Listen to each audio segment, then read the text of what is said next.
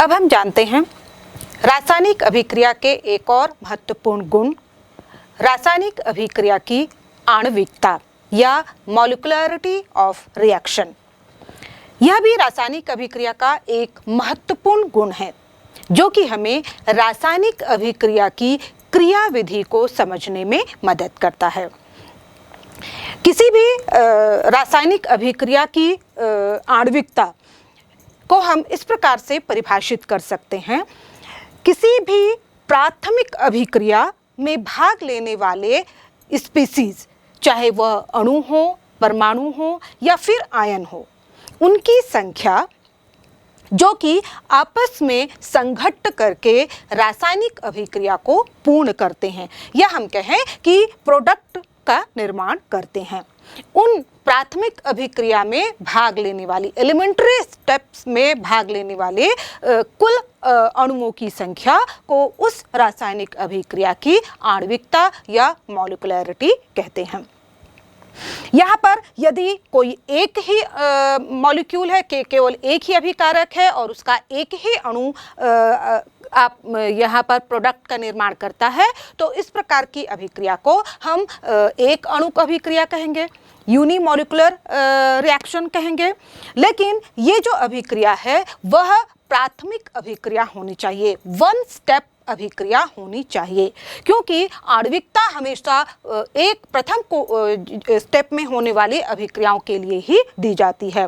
यदि multiple reactions हैं, यानी कि जटिल अभिक्रियाएं हैं, उनके लिए हम किसी उसकी आणविकता को परिभाषित नहीं कर सकते हैं। ये इस तरह से किसी रासायनिक अभिक्रिया की आणविकता के आधार पर हम रासायनिक अभिक्रिया को कई वर्गों में बांट सकते हैं। जैसे कि ये है आपकी यूनिमॉलिक्यूलर रिएक्शन या एक अणुक अभिक्रिया। जैसे कि नाम से स्पष्ट है, इस प्रकार की अभिक्रिया में केवल एक ही अणु भाग लेगा।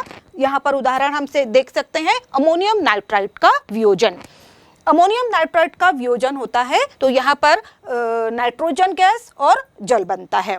यदि हम इसके लिए रेट लिखें, रेट ऑफ रिएक्शन लिखें, तो हम क्या लिखेंगे, R is equal to K ammonium nitrite, इसकी कंसंट्रेशन की घात 1 है ना, इसकी घात जो होगी 1 होगी, क्योंकि यहाँ पर जो अभिक्रिया है वह और ये जो हम प्राप्त करते हैं ये हम एक्सपेरिमेंट के द्वारा प्राप्त करते हैं।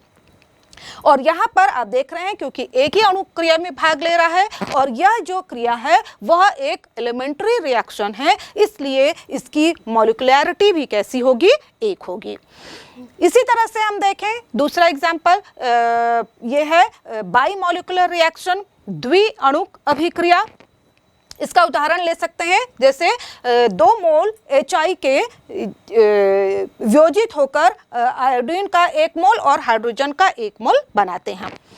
एक्सपेरिमेंट के द्वारा ये देखा गया है कि जो इसकी रेट ऑफ रिएक्शन है वह यहाँ पर जो हम लिखते हैं वो R is equal to HI की पावर 2 के बराबर होती है, यानी कि इसकी जो रेट है जो कि हम एक्सपेरिमेंट के द्वारा पता करते हैं वह 2 है। ये द्विअणुक अभिक्रिया है और चूंकि यह एक प्राइमरी अभिक्रिया है, वन स्टेप रिएक्शन है, इसलिए इसके अभिक्रिया में भाग लेने वाले अणुओं की संख्या चूंकि यहाँ पर 2 दिख रही है तो इसलिए इसकी आणविकता भी 2 होगी। तो यहाँ पर हम देखते हैं कि जो प्राथमिक अभिक्रियाएं होती हैं वहाँ पर जो आपको अभिक्रिया की कोटि दिखाई दे रही है वही अभिक्रिया की आणविकता भी दिखाई दे रही है। इसी तरह से यदि 3 अणु भाग ले रहे हैं तो इस प्रकार की अभिक्रिया को हम कहेंगे त्रिअणुक अभिक्रिया। इसका उदाहरण हम ले सकते हैं, यहाँ पर 2 मोल नाइट्रिक ऑक्साइड के ऑक्सीजन के 1 मोल से क्रिया करते हैं और 2 मोल नाइट्रोजन डाइऑक्साइड के बनाते हैं। यह भी वन स्टेप रिएक्शन है, प्राथमिक अभिक्रिया है और इसकी प्रयोगों के द्वारा जो रेट ऑफ रिएक्शन निकाली गई है वह होती है, यह नाइट्रिक ऑक्साइड के 2 घातांक के बराबर और ऑक्सीजन के 1 घातांक के बराबर होती है। तो इस तरह से 2 + 1 यहाँ पर अभिक्रिया की कोटि 3 आ जाती है। और यहाँ पर आप देखें, यहाँ क्योंकि ये वन स्टेप रिएक्शन है इसलिए इसमें भाग लेने वाले जो अणुओं की संख्या भी 2+1 यानी कि 3 होगी। तो यहाँ पर हम देखें जो प्राथमिक अभिक्रियाएं होती हैं, सिंगल स्टेप रिएक्शन होती हैं, वहाँ पर जो अभिक्रिया की कोटि होती है वही अभिक्रिया की आणविकता होती है। यदि हम इसके बाद यानी कि 3 से अधिक अणुओं के बीच होने वाली अभिक्रिया को देखें तो ऐसी अभिक्रियाएं बहुत ही रेयर या बहुत ही कम देखने को मिलती हैं, क्योंकि जो कोलिजन थ्योरी है वो यह कहती है कि 3 से अधिक अणुओं का आपस में सही दिशा में, सही डायरेक्शन में संघट्ट करके प्रोडक्ट पाना बहुत ही मुश्किल होता है, क्योंकि जब कोलिजन होगा तो यहाँ पर एक कोलिजन की मात्रा यानी इंटरेक्शन की एक सीमा होनी चाहिए, तभी वो आपस में मिलकर प्रोडक्ट का निर्माण कर पाते हैं। और जब हम देखें कि 3 अणुओं की तक ये अधिकतम होती है और उसके बाद देखें कि 3 से अधिक यदि अणु हैं तो उनमें कोलिजन की सीमा कम हो जाती है। और इस तरह से ये सही डायरेक्शन में है ना, क्योंकि डायरेक्शन भी सही होना चाहिए और संघट्ट की मात्रा भी अधिक होनी चाहिए, तभी अभिकारक के अणु उत्पाद में परिवर्तित हो पाते हैं। तो इस तरह से ये जो 3 अणुओं के बाद अधिक अणुओं की जो अभिक्रियाएं होती हैं उनको हम कहते हैं कॉम्प्लेक्स अभिक्रियाएं या जटिल अभिक्रियाएं कहते हैं। और यह माना जाता है कि ये अभिक्रियाएं प्राथमिक अभिक्रियाएं नहीं होती, बल्कि ये 1 से अधिक पदों में पूर्ण होती हैं। उदाहरण के लिए हम लेते हैं NO2 + CO = NO + CO2। यह अभिक्रिया देखकर हमें लग रही है कि यह एक प्राथमिक अभिक्रिया होगी, लेकिन प्रयोगों के द्वारा ये देखा गया है कि यह अभिक्रिया कई पदों में पूर्ण होती है। और एक्सपेरिमेंटल जो इसका ऑर्डर निकाला गया है वह नाइट्रोजन डाइऑक्साइड के सांद्रता के 2 घातांक के बराबर होता है, यानी कि इसकी जो ऑर्डर ऑफ रिएक्शन है यह नाइट्रोजन की सांद्रता के दुगने घात से प्रभावित होती है, और इसकी जो ऑर्डर है वह 2 होती है। और इसकी लेकिन चूंकि ये एक जटिल अभिक्रिया है, कॉम्प्लेक्स अभिक्रिया है और 1 से अधिक पदों में पूर्ण होती है, इसलिए हम इस अभिक्रिया को देखकर इसकी आणविकता को परिभाषित नहीं कर सकते, इसकी आणविकता के बारे में हम नहीं जान सकते। ये किसी जो कॉम्प्लेक्स अभिक्रियाएं हैं उनकी आणविकता के बारे में जानने के लिए हमें उसकी क्रियाविधि को जानना होगा, उसके वो कितने पदों में हो रही है, कौन सा पद उसमें तीव्र गति से होता है, कौन सा पद उसमें धीमी गति से हो रहा है, ये हमें जानना आवश्यक होता है। एक और उदाहरण लेते हैं। यहाँ पर आपको दिख रहा है हाइड्रोजन ब्रोमाइड के 4 मोल ऑक्सीजन के 1 मोल से क्रिया करते हैं और यहाँ पर जल तथा ब्रोमीन का निर्माण कर रहे हैं। यह अभिक्रिया चूंकि 4 अणुओं के रूप में आपको दिखाई दे रही है, तो यहाँ पर जब 3 से अधिक अणु दिख रहे हों तो ऐसी अभिक्रिया के लिए यह माना जाता है कि ये अभिक्रियाएं कई पदों में होंगी, यानी कि ये एक जटिल अभिक्रिया होगी। यहाँ पर हम देखें कि ये जो अभिक्रिया होती है इसमें ये 4 पदों में पूर्ण होती है। सबसे पहले हाइड्रोजन ब्रोमाइड का एक अणु ऑक्सीजन के एक अणु से क्रिया करता है और यहाँ पर HOOBr ब्रोमस अम्ल का निर्माण करता है। फिर यह जो ब्रोमस अम्ल है वह हाइड्रोजन ब्रोमाइड के एक दूसरे अणु से क्रिया करता है और यहाँ पर HOBr के 2 अणु बनाता है। अब तीसरे स्टेप में यह इसमें HOBr का एक अणु फिर से तीसरे हाइड्रोजन ब्रोमाइड के अणु से क्रिया करता है और यहाँ पर जल का एक अणु और ब्रोमीन का एक अणु बनाता है। अब यहाँ पर एक हाइड्रोजन ब्रोमाइड हमारे पास और बचा हुआ है, तो चौथे स्टेप में ये जो यहाँ पर 2 HOBr बने हुए थे उसमें भी एक HOBr अणु अभी बचा हुआ है। तो चौथे स्टेप में पुनः ये HOBr अणु चौथे हाइड्रोजन ब्रोमाइड के अणु से क्रिया करता है और जल का एक अणु तथा ब्रोमीन का एक अणु बनाता है। जब हम इन चारों प्राथमिक, ये सभी अभिक्रियाएं प्राथमिक अभिक्रियाएं हैं। जब हम इन सबको जोड़ेंगे तो यहाँ पर देखिए दोनों ओर जो स्पीसीज हमको दिखते हैं वो आपस में कैंसिल हो जाते हैं। तो यहाँ पर HOBr कैंसिल हो जाएगा, HBr भी, दोनों यहाँ पर दो मॉलिक्यूल हैं, ये दोनों आपस में कैंसिल हो जाएंगे। तो हमारे पास बचते हैं 4 हाइड्रोजन ब्रोमाइड के अणु बचते हैं। तो यहाँ पर हो जाएगा 4HBr प्लस ऑक्सीजन का एक अणु है, तो यहाँ पर O2 इज इक्वल टू हो जाएगा, यहाँ पर 2 जल के अणु दिख रहे हैं तो ये हो जाएगा 2H2O प्लस Br2। तो इस तरह से यहाँ पर हम देखें कि यह 4 पदों में पूर्ण होने वाली अभिक्रिया है। इसमें से जो प्रथम पद है वह सबसे धीमी गति से होने वाला पद है। और इस तरह से यदि हम इस अभिक्रिया की ऑर्डर निकालें, ये अभिक्रिया की कोटि निकालें, तो हम इसे प्रथम पद के द्वारा ही निकालते हैं। और यहाँ पर जो इसका प्रथम पद है वह इसके अनुसार प्रायोगिक तौर पर देखा जाए तो इसका जो कोटि है, अभिक्रिया की कोटि है, वह 2 आती है। और उसी तरह से चूंकि यह एक प्राइमरी अभिक्रिया है और इसलिए इसमें चूंकि 2 अणु भाग लेते हैं, एक HBr का अणु और एक ऑक्सीजन का अणु, तो इसलिए इसकी आणविकता भी 2 होगी। तो इस तरह से हम देखें जो जटिल अभिक्रियाएं होती हैं उसमें सबसे मंद पद के द्वारा हम अभिक्रिया की आणविकता पता करते हैं और मंद पद के द्वारा ही हम अभिक्रिया की कोटि को ज्ञात करते हैं। और इसीलिए इस अभिक्रिया को हम दर निर्धारक पद, अभिक्रिया के लिए दर निर्धारक पद या रेट डिटरमाइनिंग स्टेप कहते हैं। इस तरह विभिन्न उदाहरणों के आधार पर हम अभिक्रिया की कोटि तथा आणविकता में मुख्य अंतर समझ सकते हैं। अभिक्रिया की कोटि यह एक प्रायोगिक मात्रा है जिसे हम केवल प्रयोगों के आधार पर ही निर्धारित करते हैं। और जो अभिक्रिया की आणविकता है वह भी केवल प्राथमिक अभिक्रिया के आधार पर निर्धारित की जाती है। दूसरी ओर हम देखें अभिक्रिया की कोटि। अभिक्रिया की कोटि 0 भी हो सकती है, कोई पूर्णांक संख्या भी हो सकती है, या फिर ये भिन्नात्मक भी हो सकती है। जबकि अभिक्रिया की आणविकता कभी भी 0 या भिन्नात्मक नहीं होती, यह हमेशा एक पूर्णांक संख्या होगी। इसी तरह से जो अभिक्रिया की कोटि है वह हम प्राथमिक अभिक्रिया के लिए भी और जटिल अभिक्रिया दोनों के लिए हम इसे ज्ञात कर सकते हैं। लेकिन अभिक्रिया की आणविकता हम जटिल अभिक्रियाओं के लिए परिभाषित नहीं कर सकते, ये हम केवल प्राथमिक अभिक्रियाओं के लिए ही परिभाषित कर सकते हैं। और ये देखा गया है कि जो अभिक्रिया की कोटि है वह यदि मल्टीपल अभिक्रियाएं हैं, मल्टीपल स्टेप में होने वाली अभिक्रिया हैं, तो वहाँ पर अभिक्रिया की कोटि सबसे मंद पद के द्वारा निर्धारित की जाती है।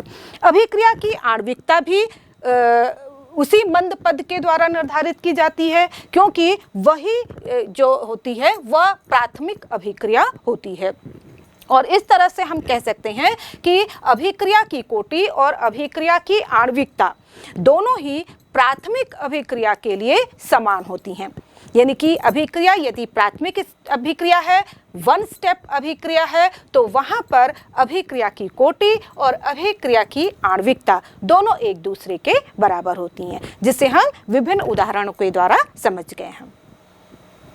आइए अब हम जानते हैं समाकलित वेग समीकरण, इंटीग्रेटेड रेट लॉ। विभिन्न कोटि की अभिक्रियाओं के लिए हमने सांद्रता पर आधारित वेग समीकरण ज्ञात करना सीख लिया है, जिसे हम अवकल वेग समीकरण कहते हैं। लेकिन इस तरह से जब हम तात्कालिक वेग ज्ञात करते हैं तो उसमें कठिनाई आती है, उसमें काफ़ी लंबा समय लगता है, क्योंकि जब हम तात्कालिक वेग निकालते हैं तो उसके लिए सबसे पहले हम एक वक्र खींचते हैं सांद्रता और समय के बीच, और उसमें किसी बिंदु T पर एक उस वक्र पर स्पर्शरेखा खींचते हैं टेंजेंट खींचते हैं, फिर उस टेंजेंट की स्लोप जो कि tan थीटा के बराबर होती है वह ज्ञात करते हैं, और उसके आधार पर जो टेंजेंट है उसके स्लोप का परिणाम निकालकर फिर हम तात्कालिक दर को ज्ञात कर सकते हैं। तो इसमें काफ़ी लंबा समय लगता है, और इसलिए इस कठिनाई को दूर करने के लिए हमारे पास जो वेग नियम, वेग समीकरण होता है, उसका हम समाकलन करके एक नया समाकलित दर समीकरण प्राप्त कर लेते हैं, इंटीग्रेटेड रेट लॉ प्राप्त कर लेते हैं।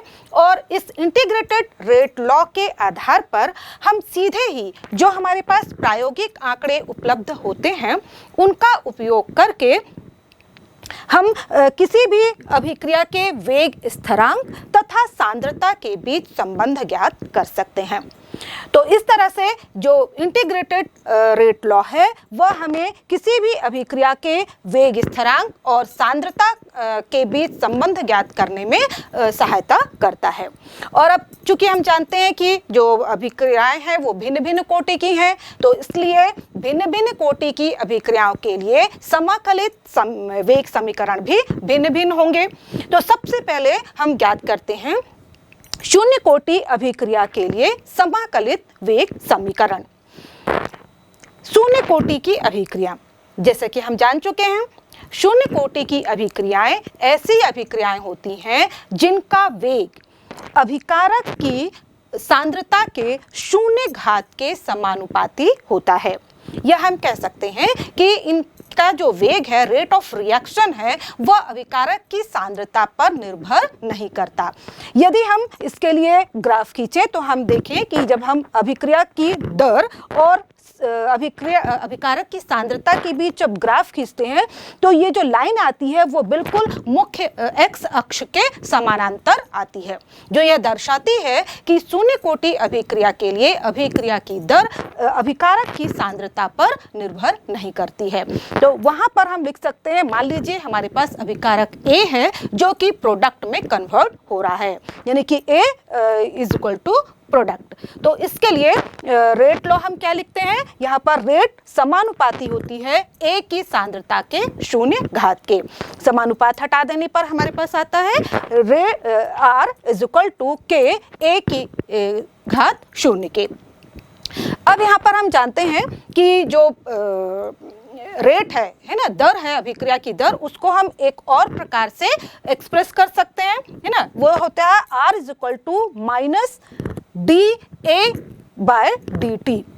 तो यहाँ पर अब देखें, इसे हम ऊपर वाले समीकरण को इक्वेशन 1 दे देते हैं, नीचे वाले को 2 दे सकते हैं।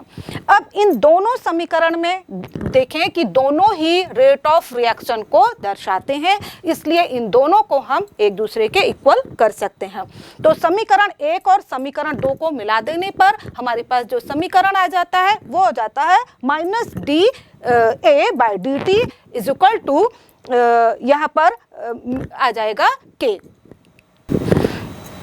इस समीकरण में, या फिर हम इसको इस तरह से भी लिख सकते हैं, minus dA is equal to K dt। यहाँ पर dt को हमने इस तरफ से पक्षांतर कर दिया है। अब यहाँ पर चूंकि रेट यहाँ पॉजिटिव होता है, इसलिए यहाँ पर हम दोनों ओर माइनस का गुणा कर देंगे, जिससे कि जो माइनस है वो हमें दाएं तरफ मिल जाएगा। तो यहाँ पर जो इक्वेशन हो जाएगा वो हो जाएगा dA is equal to minus K dt।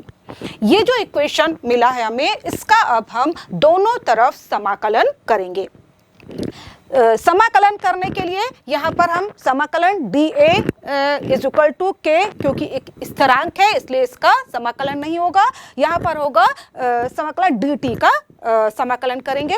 और इस तरह से हम देखें कि जब हम समाकलन करते हैं तो यहाँ पर कुछ फार्मूले जो आपको उपयोग में आएंगे ये हम पहले जान लेते हैं। सबसे पहले एक जो सूत्र होगा समाकलन के लिए वो होगा समाकलन यदि हम dx बाई dt का कर रहे हैं तो ये बराबर हो जाएगा ln x के। और ln यहाँ पर होता है ये नेचुरल लॉग है, जिसे हम 10 के e के आधार पर लॉग भी कहते हैं। इसी तरह से यदि हम समाकलन dx का करते हैं तो dx का समाकलन x के बराबर होता है। इसी तरह से एक और सूत्र हम जान लेते हैं, ln a minus ln b, ये इक्वल टू किसके बराबर होगा, इसको हम ln a बाई b भी लिख सकते हैं। इसी तरह से जब हम ln यानी कि नेचुरल लॉग 10e के आधार पर लॉग को जब हम 10 के आधार पर लॉग में कन्वर्ट करते हैं तो उसके लिए हम इसमें 2.303 का गुणा कर देते हैं, यानी कि ln natural log is equal to होगा 2.303 लॉग के। तो ये चीज़ें हमें यहाँ पर समीकरण में जब हम समाकलित दर व्यंजक निकालते हैं तो उसका उपयोग हम इसका करेंगे। तो यहाँ पर आप देख रहे हैं कि समाकलन dA का करना है। जब dA का हम समाकलन करेंगे तो किसके बराबर हो जाएगा, ये a के बराबर हो जाएगा, इज इक्वल टू माइनस के, ये कांस्टेंट है। उसी तरह से जब हम dt का समाकलन करेंगे तो हमें क्या प्राप्त होगा, t। साथ ही यहाँ पर प्लस i हम लगाएंगे, जिससे हम i जो यहाँ पर है वह है समाकलन स्थिरांक। अब ये जो सूत्र आपको प्राप्त हुआ है, यह यहाँ पर जो समय है वो t है और सांद्रता a के बराबर है।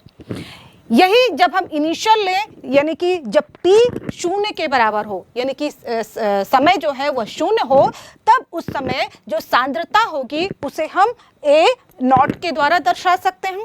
और यहाँ पर अब हम जो समीकरण 3 हमारा मिला है उसमें हम t की वैल्यू और a की वैल्यू दोनों वहाँ पर रख देते हैं। तो हमें समीकरण क्या मिल जाएगा, ये मिलेगा a naught is equal to minus के इंटू 0, क्योंकि t 0 है, प्लस i। तो यहाँ पर k into 0 is equal to 0 हो जाएगा, तो हमें मिल जाएगा a naught is equal to i। ये सूत्र हमें प्राप्त हो गया और इस तरह से यहाँ पर a की वैल्यू, i की वैल्यू हमें मिल गई, यानी कि समाकलन स्थिरांक की वैल्यू हमें मिल गई। अब इस i की वैल्यू को हम समीकरण 3 में रखते हैं।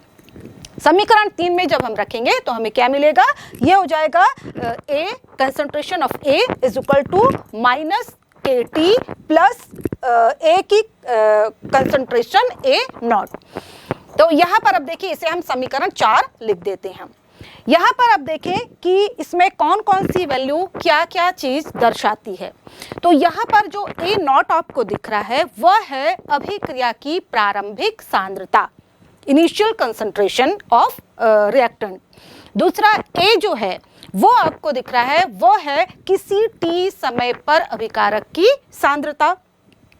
k जो है वह वेग स्थिरांक है तथा t यहाँ पर वह समय है जितने समय में इनिशियल कंसंट्रेशन यानी कि a not a final concentration या t समय पर जो कंसंट्रेशन है a में कन्वर्ट होती है। तो ये 4 अलग अलग चीजें हैं और ये जो इक्वेशन हमें प्राप्त हुआ है इसे हम और चेंज कर सकते हैं। यहाँ पर यदि हम KT को इस तरफ ले आए तो ये KT इज इक्वल टू क्या हो जाएगा, a नॉट माइनस a, या इसे हम k इज इक्वल टू करें तो ये हो जाएगा k is equal to a naught minus a by t। तो ये जो समीकरण हमें प्राप्त हुआ है यह शून्य कोटि अभिक्रिया के लिए वेग स्थिरांक समीकरण या समाकलित वेग समीकरण कहलाता है। इस समीकरण को, किसी भी समीकरण की जब हम सत्यता प्रमाणित करते हैं तो हम उसे सरल रेखा समीकरण के द्वारा उसकी समतुल्यता को नापते हैं। तो यहाँ पर हम देखें, ये जो हमें समीकरण 4 प्राप्त हुआ है, a is equal to minus KT plus a naught, ये समीकरण को आप देखें तो यह y is equal to mx plus c जो सरल रेखा समीकरण है उसके बिल्कुल समतुल्य है। और इस तरह से जब हम y एक्सिस पर कंसंट्रेशन ऑफ A यानी कि ले और यहाँ पर x अक्ष पर यानी कि जो x है वो यहाँ पर आप देख रहे हैं t के समतुल्य है, तो x अक्ष पर t समय को लेकर जब हम ग्राफ खींचते हैं तो यहाँ पर आप देखें एक जो लाइन मिल रही है वो नेगेटिव वक्र हमें प्राप्त होता है। और नेगेटिव वक्र जो है वहाँ पर आप देख रहे हैं इक्वेशन में माइनस k है ना, तो जो नेगेटिव वक्र है वो माइनस k की वैल्यू हमें दर्शाता है। साथ ही साथ यहाँ पर आप देखें ये जो इंटरसेक्ट दिख रहा है, अंतःखंड दिख रहा है, वह हमें c यानी कि a नॉट की वैल्यू को दर्शाता है। तो इस तरह से यहाँ पर ये जो जीरो ऑर्डर रिएक्शन के लिए समाकलित दर समीकरण है वह बिल्कुल सरल रेखा के समतुल्य है और इस तरह से शून्य कोटि की अभिक्रिया के लिए सांद्रता तथा समय के बीच संबंध को दर्शाता है। आइए अब हम शून्य कोटि अभिक्रियाओं के कुछ उदाहरण जानते हैं। शून्य कोटि अभिक्रियाएं कुछ असामान्य होती हैं और खासकर विशेष परिस्थितियों में ये हमें दिखाई देती हैं। इसके कुछ उदाहरण हैं, जैसे कि कुछ एंजाइमिक अभिक्रियाएं जो शरीर के अंदर जंतुओं के शरीर के अंदर होती हैं वो शून्य कोटि की अभिक्रिया के अंतर्गत आती हैं। इसके अलावा जितनी भी फोटोकेमिकल रिएक्शन हैं वो भी शून्य कोटि अभिक्रिया के अंतर्गत आती हैं, क्योंकि यहाँ पर अभिक्रिया की दर अभिकारकों की सांद्रता पर निर्भर न करके यह प्रकाश के ऊपर या प्रकाश के फोटोनों के नंबर ऑफ फोटोन पर ये निर्भर करती है। इसी तरह से जो धातुओं की सतह पर होने वाली उत्प्रेरक अभिक्रियाएं हैं वो भी शून्य कोटि की अभिक्रिया के अंतर्गत आती हैं। उदाहरण के लिए अमोनिया का प्लैटिनम की उत्प्रेरक की सतह पर अमोनिया का जो वियोजन होता है उच्च दाब पर वह और अमोनिया अपघटित होकर नाइट्रोजन गैस और हाइड्रोजन गैस उत्पन्न करती है। यह अभिक्रिया भी शून्य कोटि की अभिक्रिया का उदाहरण है। यहाँ पर जो अमोनिया है वह प्लैटिनम की सतह पर अधिशोषित की जाती है और एक बार जब अमोनिया प्लैटिनम की सतह पर पूरी तरह से अधिशोषित हो जाती है उसके बाद हम बाकी परिस्थितियों में यदि कुछ भी परिवर्तन करें तो वहां पर अमोनिया की सांद्रता में परिवर्तन नहीं होता। तो इस तरह से अमोनिया की सांद्रता अभिक्रिया की दर को प्रभावित नहीं करती है और इस दृष्टि से यह अभिक्रिया शून्य कोटि की अभिक्रिया हो जाती है। और हम जानते हैं शून्य कोटि अभिक्रिया के लिए यानी कि जो वेग स्थिरांक होगा वो किसके बराबर होगा, के अमोनिया की सांद्रता के शून्य घात यानी कि वेग जो है वह के इक्वल होगा। इसी अभिक्रिया में एक इसका और उदाहरण ले सकते हैं, जैसे हम हाइड्रोजन आयोडाइड का स्वर्ण सतह पर गोल्ड की सतह पर होने वाला वियोजन, यह भी एक शून्य कोटि की अभिक्रिया का उदाहरण है जिसमें हाइड्रोजन आयोडाइड की सांद्रता अभिक्रिया की दर को प्रभावित नहीं करती है। तो इस तरह से हमने देखा कि जो शून्य कोटि अभिक्रिया है उसमें अभिकारकों की सांद्रता अभिक्रिया की दर को प्रभावित नहीं करती है। इसके बाद हम देखेंगे प्रथम कोटि अभिक्रिया के लिए समाकलित वेग समीकरण। प्रथम कोटि अभिक्रिया के लिए समाकलित वेग समीकरण, जैसे कि हमने जाना प्रथम कोटि अभिक्रियाएं वे अभिक्रियाएं होती हैं जिसमें कि अभिक्रिया का वेग अभिकारक यदि A है तो उसकी सांद्रता के प्रथम घात के समानुपाती होता है। यानी कि अभिकारक यदि A है और यह कन्वर्ट होकर प्रोडक्ट B बनाता है तो वहां पर अभिक्रिया की दर यानी कि R समानुपाती होती है A की सांद्रता के एक घात के।